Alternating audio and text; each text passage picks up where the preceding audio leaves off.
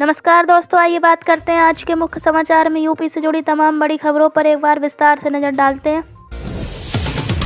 जौनपुर में ड्रग माफियाओं पर बड़ी चोट, 42 करोड़ की कोडीन सिरप बरामद। लखनऊ कानपुर एक्सप्रेस वे का काम जोरों पर, जल्द मिलेगी रफ्तार। नोएडा गाजियाबाद में प्रदूषण का डबल अटैक, AQI 400 के पार। बस्ती में 7 दिन की शादी का खौफनाक अंत, दुल्हन ने कराई पति की हत्या। वोटर लिस्ट में लापरवाही पर गाजियाबाद प्रशासन सख्त, 57 BLO पर FIR। मेरठ और पश्चिमी उत्तर में कोहरे की दस्तक, तापमान में गिरावट। मुरादाबाद में पुलिस मुठभेड़, हाईवे पर लूट करने वाले 2 बदमाश गिरफ्तार। गाजियाबाद में घूस लेते इंस्पेक्टर गिरफ्तार, एंटी करप्शन टीम की कार्रवाई। बरेली को मिली बड़ी सौगात, 100 एकड़ में बनेगा एम्प्लॉयमेंट जोन। बिजनौर में लापता छात्र को लेकर आक्रोश, महिलाओं ने शुरू किया धरना। वाराणसी की दाल मंडी में कार्रवाई पर सियासत गरमाई, अखिलेश ने साधा निशाना। बिजली कर्मचारियों का 27 नवंबर को बड़ा प्रदर्शन, निजीकरण का विरोध।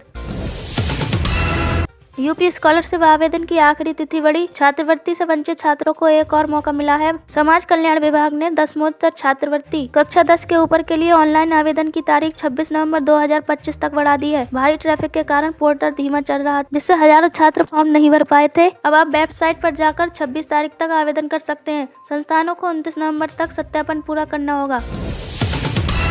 यूपी के किसानों को धान पर मिलेगी 1% की छूट। किसानों को राहत देने के लिए यूपी सरकार ने बड़ा फैसला लिया है। अब नॉन हाइब्रिड सामान्य धान की खरीद पर भी किसानों को 1% की रिकवरी छूट मिलेगी। इससे पहले ये सुविधा सिर्फ हाइब्रिड धान पर थी। इस फैसले से करीब 15 लाख किसानों को फायदा होगा। पश्चिमी यूपी में खरीद शुरू हो चुकी है और पूर्वी यूपी में भी ये 1 नवम्बर से जारी है। बनारस से खजुराहो नए वंदे भारत की शुरुआत, पर्यटकों के लिए शानदार खबर। रेलवे ने बनारस, वाराणसी और खजुराहो के बीच नई वंदे भारत एक्सप्रेस शुरू की है। ये ट्रेन यूपी के पर्यटकों को मध्य प्रदेश से जोड़ेगी। 8 नवंबर को इसे हरी झंडी दिखाई गई थी और अब ये नियमित रूप से चल रही है। 2026 में आएगी स्लीपर वंदे मातरम 180 की रफ्तार। रेल मंत्री ने साफ कर दिया है कि स्लीपर वंदे भारत ट्रेन जनवरी 2026 में पटरियों पर दौड़ेगी। पहले इसका टारगेट 2025 था। ये ट्रेन राजधानी एक्सप्रेस से भी ज्यादा आरामदायक होगी। यूपी में इलेक्ट्रिक वाहनों को नई नीति, मिलेगी सब्सिडी। प्रदूषण कम करने के लिए यूपी सरकार ने इलेक्ट्रिक वाहनों EV पर सब्सिडी की नई घोषणा की है। अगर आप यूपी में बनी इलेक्ट्रिक कार या स्कूटर खरीदते हैं तो आपको रोड टैक्स में 100% की छूट मिलेगी। इसके अलावा पहले 1 लाख खरीदारों को फैक्ट्री कीमत पर 15% की सीधी सब्सिडी दी जाएगी। ये नई नीति 1 दिसंबर 2025 से लागू होगी।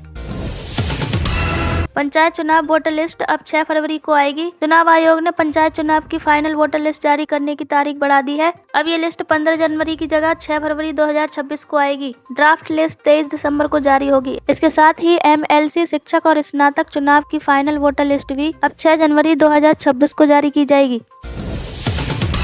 यूपी के शहरों में मकान के साथ दुकान बनाना हुआ आसान। योगी सरकार ने नियमों में बड़ा बदलाव किया है। अब आप अपने रिहायशी मकानों में दुकान भी खोल सकेंगे। नए आदेश के मुताबिक बड़े शहरों में 24 मीटर और छोटे शहरों में 18 मीटर चौड़ी सड़क पर बने मकानों में दुकान बनाने की मंजूरी मिल गई है। यही नहीं, 100 वर्ग मीटर तक के छोटे मकानों का नक्शा पास कराने के लिए अब दफ्तरों के चक्कर नहीं काटने होंगे। ऑनलाइन आवेदन होते ही नक्शा पास माना जाएगा।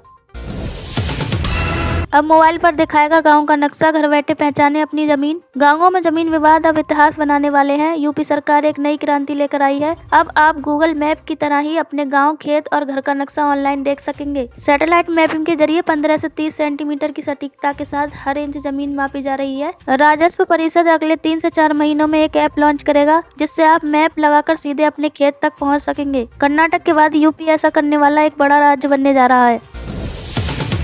किसी भी वक्त जारी हो सकता है UPPCS प्रारंभिक परीक्षा का रिजल्ट। उत्तर प्रदेश लोक सेवा आयोग UPSC 2025 की प्रारंभिक परीक्षा का परिणाम किसी भी वक्त जारी हो सकता है। 12 अक्टूबर को हुई इस परीक्षा में 6 लाख से ज्यादा अभ्यर्थी शामिल हुए थे। आयोग की वेबसाइट पर नजर बनाए रखें। रिजल्ट अपलोड होते ही वहां लिंक एक्टिव हो जाएगा। यूपी में होमगार्ड की बम्पर भर्ती, 41,000 पदों पर मौका। उत्तर प्रदेश पुलिस भर्ती एवं प्रोन्नति बोर्ड ने होमगार्ड 41,424 पदों पर ऐतिहासिक भर्ती का नोटिफिकेशन जारी कर दिया है। आवेदन प्रक्रिया 18 नवंबर से शुरू हो चुकी है और 17 दिसंबर 2025 तक चलेगी। 26 नवंबर से बिगड़ेगा मौसम, बारिश के साथ बढ़ेगी ठंड। मौसम विभाग ने यूपी में अलर्ट जारी किया है। 26 से 28 नवंबर के बीच उत्तर प्रदेश की कई हिस्सों में मौसम करवट लेगा। बंगाल की खाड़ी में बन रहे लो प्रेशर सिस्टम के कारण बारिश होने की संभावना है, जिसके बाद कड़ाके की ठंड शुरू हो जाएगी। फिलहाल मेरठ और गाजियाबाद में प्रदूषण का स्तर खतरनाक बना हुआ है, इसलिए मास्क का प्रयोग जरूर करें। प्रयागराज में सीएम योगी का गंगा पूजन, माघ मेला 2026 का शंखनाद। मुख्यमंत्री योगी आदित्यनाथ आज प्रयागराज के दौरे पर हैं। उन्होंने संगम लॉज पर विधिवत गंगा पूजन कर माघ मेला 2026 की तैयारियों का औपचारिक शुभारंभ कर दिया है। आपको बता दें, अगला माघ मेला 3 जनवरी 2026 से शुरू होगा। लखनऊ में हनी सिंह का कंसर्ट, कई रास्ते बंद। अगर आप आज लखनऊ में हैं तो जरा संभल कर निकलें। आशियाना के स्मृति उपवन में आज हिंदुस्तान हस्तलेख महोत्सव के दौरान मशहूर रैपर हनी सिंह का कंसर्ट है। नोएडा एयरपोर्ट से 14 शहरों के लिए सीधी बस सेवा। जेवर एयरपोर्ट से शुरू होने की तैयारियों के बीच कनेक्टिविटी को लेकर बड़ी खबर है। यूपी रोडवेज ने नोएडा एयरपोर्ट से प्रदेश के 14 प्रमुख शहरों के लिए सीधी बस सेवा शुरू करने का फैसला किया है। इससे पश्चिमी यूपी के साथ साथ पूर्वांचल के यात्रियों को भी बड़ा फायदा होगा। ये सेवा जल्द ही शुरू होने जा रही है। आगरा मेट्रो कॉरिडोर 1 में अंडरग्राउंड काम अंतिम दौर पर है। यूपी मेट्रो रेल कॉरपोरेशन ने बताया है कि कॉरिडोर 1 को भूमिगत अंडरग्राउंड काम अपने अंतिम चरण में पहुंच गया है। जामा मस्जिद से ताजमहल तक सुरंग बनाने का काम लगभग पूरा हो चुका है और जल्द ही ट्रैक बिछाने का काम शुरू होगा। उम्मीद है कि 2026 की शुरुआत में ही पर्यटक ताजमहल तक मेट्रो से जा सकेंगे। गंगा एक्सप्रेस वे, मेरठ से बदायूं का सफर हुआ आसान। मेरठ से प्रयागराज को जोड़ने वाले गंगा एक्सप्रेस वे का काम अंतिम चरण में है। यूपीडा के अनुसार नवंबर 2025 तक एक्सप्रेस वे का 99% मिट्टी का काम पूरा हो चुका है। पहले चरण में मेरठ से बदायूं तक 130 किलोमीटर का हिस्सा वाहनों के लिए खोला जा रहा है।